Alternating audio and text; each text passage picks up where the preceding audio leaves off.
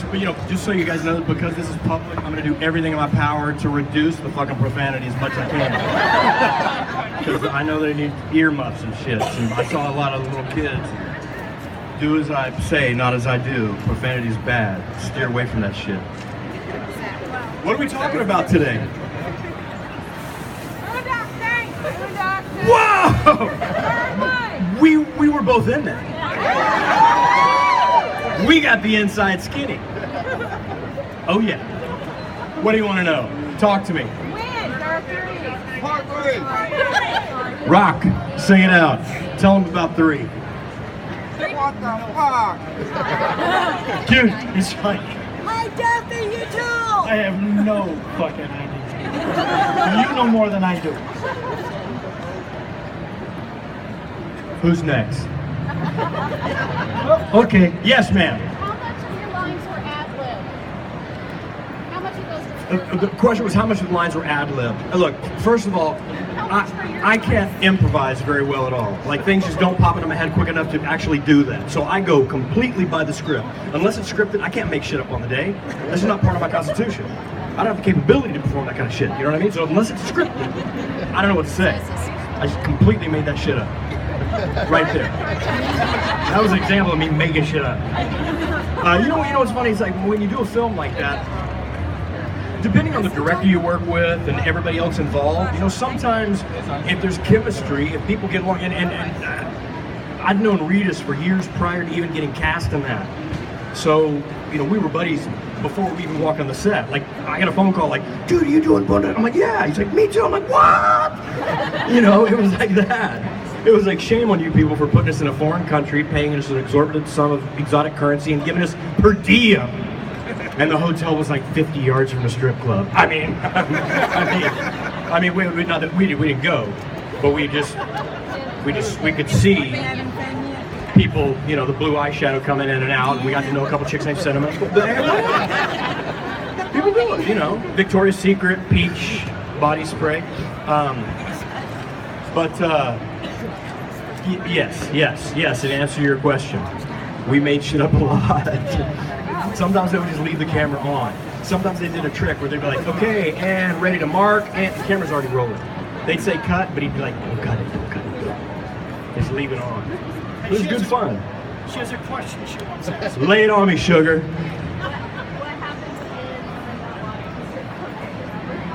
What happened when we got locked in the strip club? After hours. How long do you guys have? Look, nothing really significant happened, but I will say this. It was fucking glorious. Oh my God.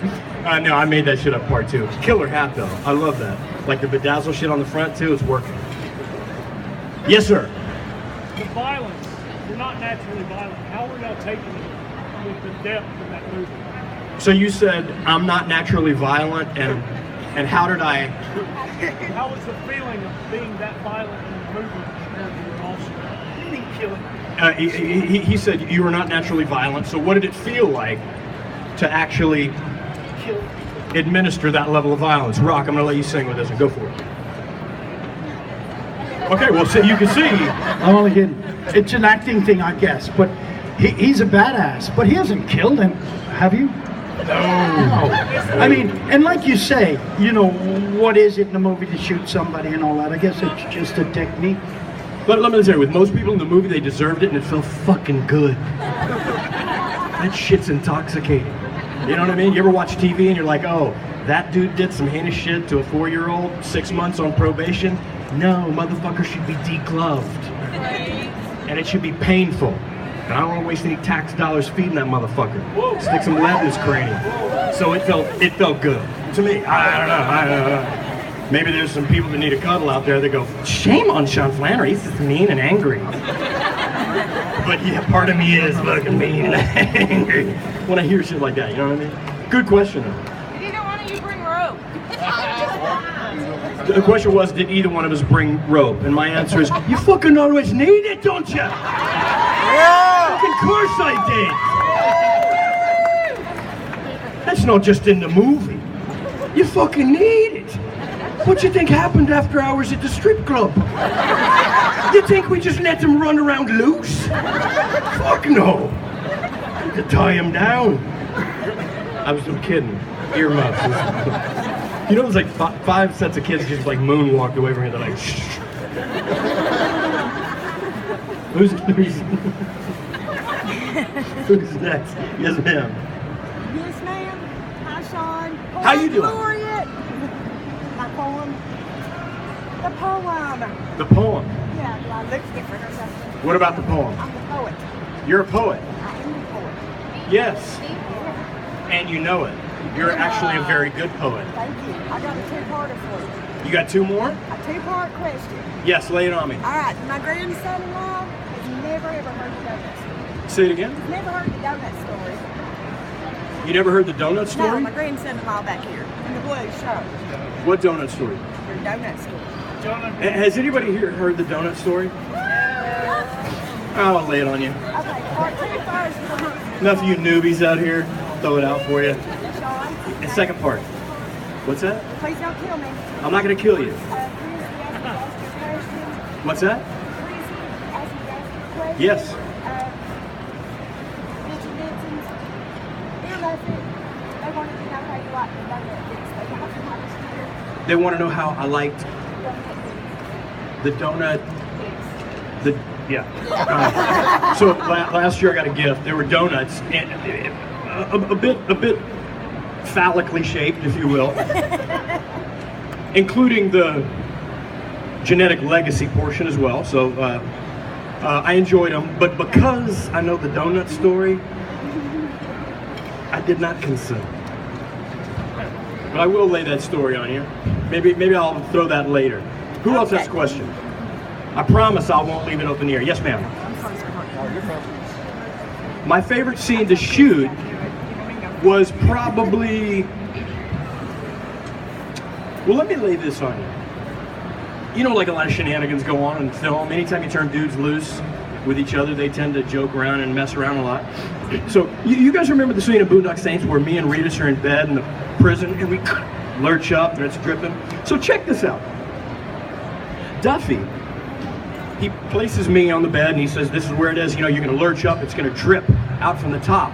And then Rita's, you know, he's gonna be able to, he's gonna lurch up and it's gonna drip out from the top right on his head. I was like, so how's it gonna drip out of the top? He's like, we got two guys up there with buckets, they're gonna pour it out just right. I'm like, oh. I'm like, what's it gonna look like? He goes, it's gonna look cool. I'm like, will you just show me what it's gonna look like on the camera so I just have a feeling of. So Duffy, not being as savvy as I am, he laid down there on the cot. And I went and grabbed Rita's and I'm like, fucking follow me. And we climbed up on the top of the set and there's two set guys there, Gavin and Mojo, those was two names. And I said, step aside, step aside. So I looked down and sure enough, Duffy's right there. There's a clay hole that's got like a one-way mirror, a one-way piece of glass that from the bottom of the set you can't see it, but you can look down and you can see when the timing is right to pour. So I put Rita's down there. I'm like, dude, right now I'm gonna tell you when. Fly down and hose motherfucker. So Rita's, check it out. Duffy's down there. And Duffy goes, and they give a cue, and he has CV has 2 blocks of wood, he claps it whenever he's ready. So I'm like, all right, let's show me what it's like. And Duffy's down there, and he's hiking his chest. He's got overalls, no shirt. Rock can confirm this shit. Used to wear overalls and no shirt every day. And he hikes his chest up, and Rita's is down there, and he's got the Jimmy Johnson in his hands, like 3 drips, leave. Springs on his face, and Duffy's like, all right, well, look, that's not what we got to make sure we pour it heavy. I'm like, okay, do it again. Show it on my side. I don't know if you guys know this, but raise your hand if you have a dog. Raise your hand if you have a dude dog. Okay, here's the difference, right? If you have a female dog, you take your dog out to pee. You can then take that dog on a hike around the neighborhood, and your female dog will see a spot that they want to pee on. There's nothing there. That dude dog will have a fucking Austin Powers pee for 10 minutes. And then you walk and he's like, ooh, I need to pee on that? Suddenly I found another quart. Right? Well, that's who I am. So I stood up there. I just peed. I don't give a shit. Duffy's down there, and I see him, and I unleashed a torrential downpour on that motherfucker's forehead. To this day, has no idea. Regis couldn't talk. He was peeing himself laughing so hard. And Duffy's down there giving the full acting chops. He's like,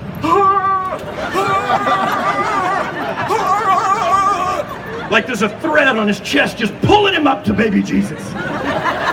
And I'm just Jimmy Johnson flapping. To this day, no idea. We told Rock about it the next day because he was off that day. That's true. So that was my favorite scene to shoot. Favorite scene to shoot. But it wasn't a scene in the movie. Yeah, it was a scene in the movie. True story, too. Don't tell anybody I told you that shit. Yes, sir. Do you guys have a bloopers reel out for all the stuff that you guys have done? You know what? They should have a bloopers reel out, but there was on the extras, like one of the DVDs came out with extras. So there's like a couple phone calls with our mom. There's a lot of scenes that didn't make it into the film, but there weren't any bloopers. Let me tell you, like some of the bloopers are like shit like that. They were like cameras roll. You know, a lot of times you don't get up to that kind of shenanigan because you meet people the first day on set, so you're not comfortable enough with them to really be yourself and joke around. But we've been together for a long time, so it's a different level of debauchery. You know what I mean? Who's next? Yes, sir. In the new show, are you guys signed up for it yet, or are you cameoing, or how are you guys going to do that? Say that again. On the new show, are you guys cameoing, or are you guys going to be actually signed up for it, or what's going on? He said on the new show, are we cameoing it, or are we signed up for it? No, we have no part of the TV show. I have no idea what's going on with that, but we have no part of it. And in answer to your question earlier, we have no plans of being in part 3. I addressed that a little bit on Facebook. I know it's a kind of a sensitive topic. We were all looking forward to it, but just know that Boondock is a very, very special project for me and Regis and Rocco, all of us. So we hold it in very, very high regard. Sometimes there's things that steered a little bit differently. Who else got? Yes, ma'am. How does Julie Benz fit with you guys? How did Julie Benz fit? She fit well. Yeah, you know who taught her that gun shit? Flanery. She did fit well. Perfect fit, actually. She was good. She was good. She's killer. I work with her on Dexter as well. She's killer. Killer chick. Killer chick. Who else has a question? What's that? You taught her the gun? I did. I'm from Texas. No shit. Only because I was a kid. You know what I mean? When they hand you like a single action 45 and they're like, let me show you how, I'm like, I was a kid. Grew up in Texas. I can spell it. Only because I was a kid. Who else? Yes, sir. Who's my favorite person to kill?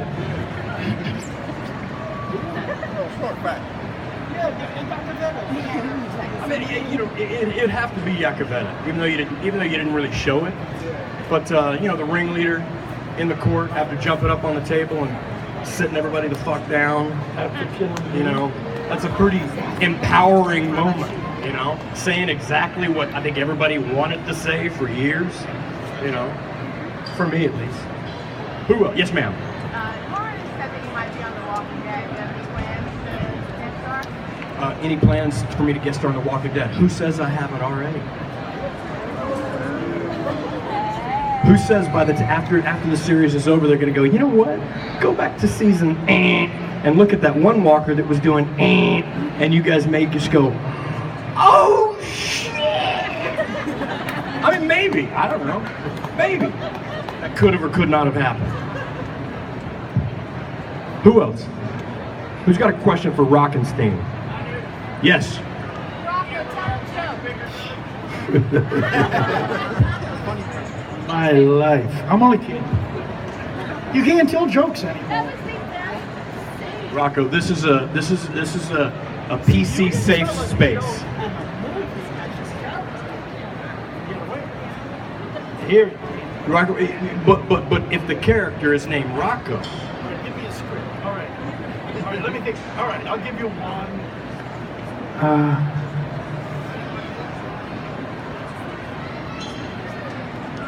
You know why Christ wasn't born in Italy? Why? They couldn't find 3 wise men and a virgin. See, I'm Italian. I get to say that, right?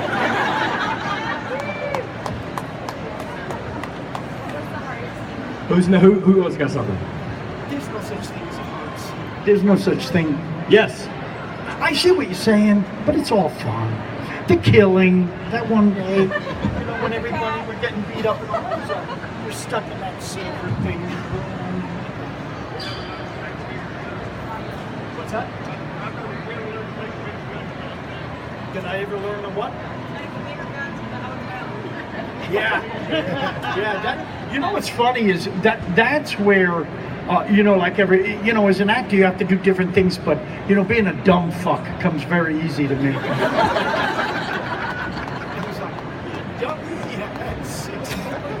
Let me tell you about Rocco being a dumb fuck. This motherfucker has unlimited capacity for knowledge, just in certain areas. Motherfucker, no shit. Sometimes this guy blows my mind with the intel that he has stored up there, just randomly. One of the smartest motherfuckers I know. Who else has something? Yes, sir. Tell us about the unfortunate cat scene. The unfortunate cat scene. Any PETA officials in the audience? Before I get started? Okay. Well, obviously, for the sake of art, we had to sacrifice a little feline. There was an air cannon. No shit. It was about 12-inch diameter. And it sounded like an 8-gauge shotgun. And when the coordinator came and special effects guy, they're like, okay, so this is what's going to happen. It's an air cannon, it's an air ram.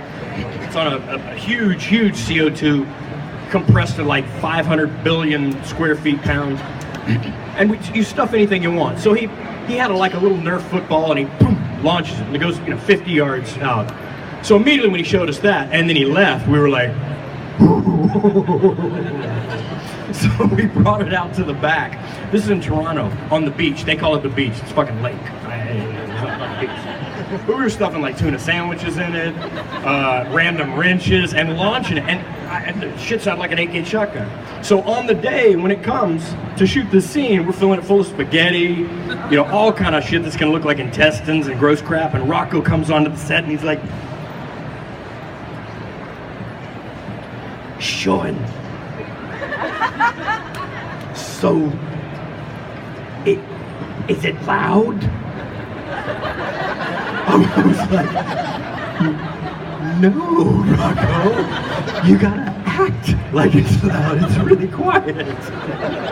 And so, swear to God, when we shot that scene and the hands go on and it goes off, Rocco's, how?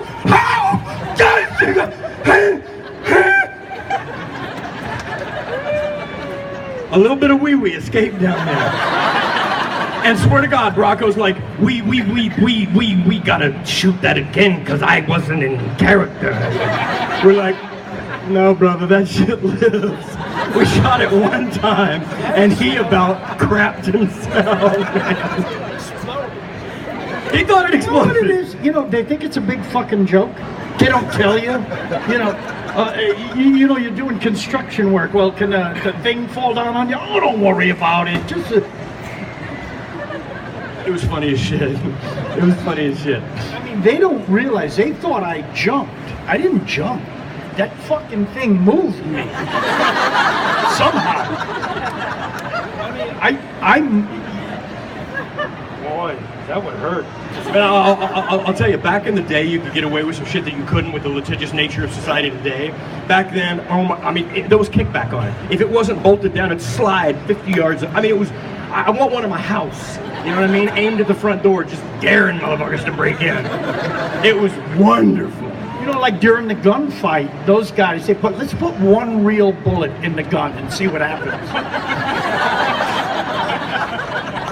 Adds more to the scene. You really duck. Who else has a question? Yes, ma'am.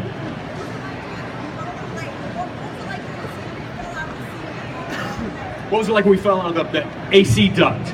Let me tell you this. They had a camera problem, so me and Ritas were stuck in the AC duct for about an hour and 45 minutes, wringing wet with sweat the entire time. That's the scene they should have shot. because it was like, get your fucking toe out of my, fuck you, man. Dude, I'll fucking tell Cinnamon tomorrow. She want, I mean, leave that, edit that shit part out. There's no chick named Cinnamon.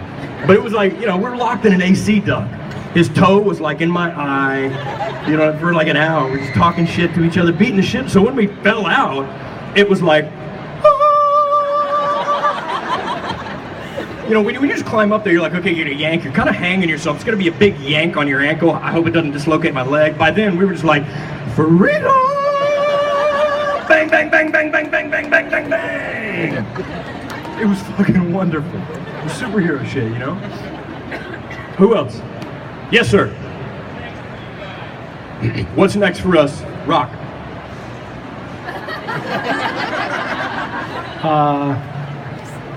Don't know. You You go first. I got a film coming out late this summer called Unhinged. I also had my paperback just came out April 4th. It's called Jane 2. If you haven't checked it out, check it out.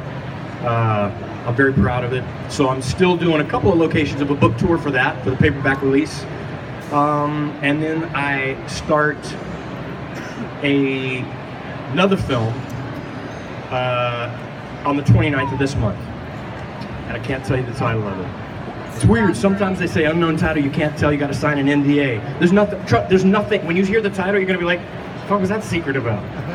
I don't know. Yes, ma'am. Oh, you twitched your finger. You got to think of some shit then, right now. imagine if Is this every was, even number greater than 2 the sum of surprise? Yes, yes, it is.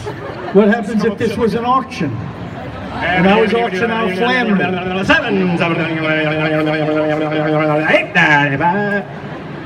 Actually, I should do that shit. Right? Who else has a question? Yes, sir. What was it like with Ron Jeremy? Okay, first of all, you know, on the set, every motherfucker's like, hey, how you doing, Mr. Jeremy? How you doing, Mr. Jeremy? Me, because I don't give a fuck, I'm like, fucking how big is it really? No shit. No, you want to fucking, am I right? You want to fucking know. You don't want to be like, so what was it like growing up in Mississippi? No, I don't give a fuck what was that. I wouldn't fucking, come on. How did you manage that shit? What was the first time you fucking pulled out the Jimmy Johnson and some like little high school chick was like, oh my God. Like, how did you operate with that? That's what every motherfucker in here wants to know that shit, right? I remember the first time I said that to Ron Jeremy, he's a funny dude. He didn't give a shit. He's like, it's 2 inches from the floor. And he's right. I'll tell you, the dude on rap, for the rap gift, that was the same year that if any of you sick, twisted fucks out there, that was the same year he released, and he made sure that I was aware of this, the mold of his manhood. And he made sure to tell me, it's vascularly correct too. I'm like, oh, there you go, fucking who knew? And on the side, he writes, Flanery, keep up the hard work. And he didn't put Flanery above the keep up the hard, it was all in one line. Plenty of space to fit that shit. Flanery, keep up the hard work. I still have that shit in the plastic container. He was a riot, man. What kind of dude would give you as a rap gift? Here, it's my dong. Take it. He was killer, man. He was killer.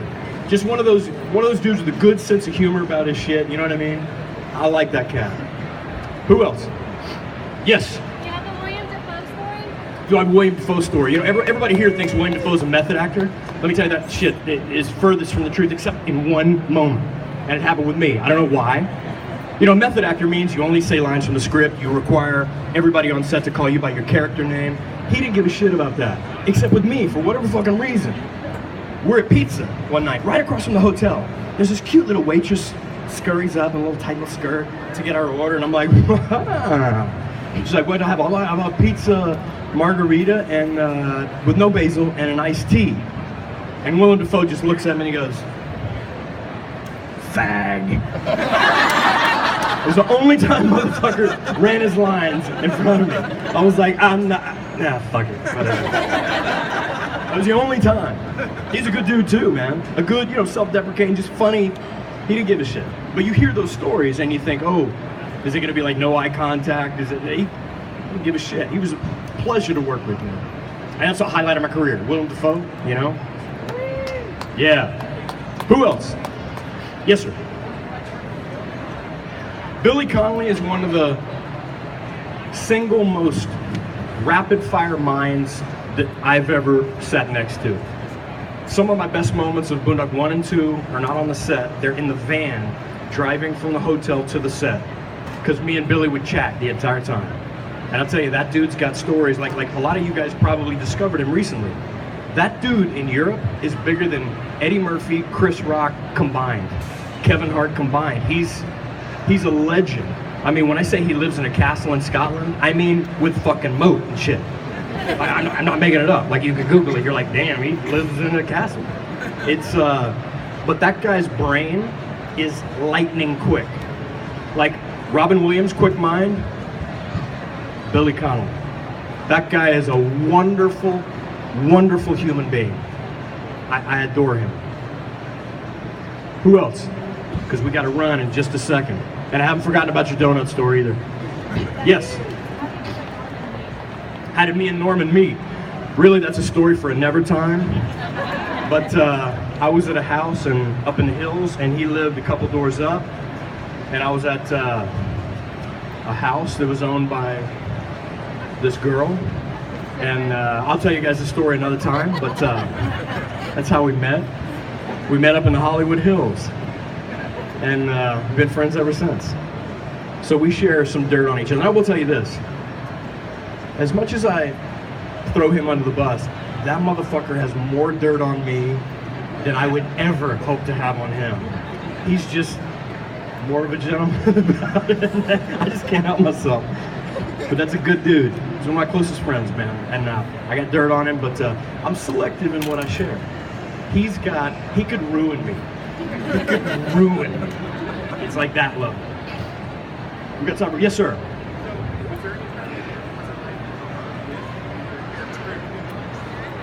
We addressed this earlier. Was there ever a time in my life when I wished I was a character in Boondock Saints? What about you, Rock? No? Oh shit, it's daily for me. I mean, come on, it's day. How many times in the middle of the day you haven't? Nobody here is nodding yes. You're in the middle of the car and you're like, I could just. Well, that's it. You could just. You could just. I mean, let's be honest. You know, you a lot of shit you get the right to do for free. There's no test. You don't have a license. There's people out there just sick shit that need to be regulated. Some people just need to be bitch slapped. Am I right? Right. Some people just need to be bitch slapped. You know? So yeah. On more than one occasion most days. Yes. Yes. Do either of you ever wish you had been in the Boondock Saints? Is that like regretful? Either of us. Regret being in the movie? Do either of us ever regret being in the movie? Not one iota for me. Rock. You know, to be honest, it's go ahead, Rob. No, I'm just saying, any movie I don't regret being in, except that thing with that animal that I did one time in Mexico. I'm only kidding. No, all movies are great. I actually did that shit with the animal one time in Mexico. I don't even regret that shit. Let me tell you something, man. We should be so lucky to be employed in make-believe crap. I've had real jobs before. This doesn't compare to real jobs. I've dug ditches, and I dug ditches.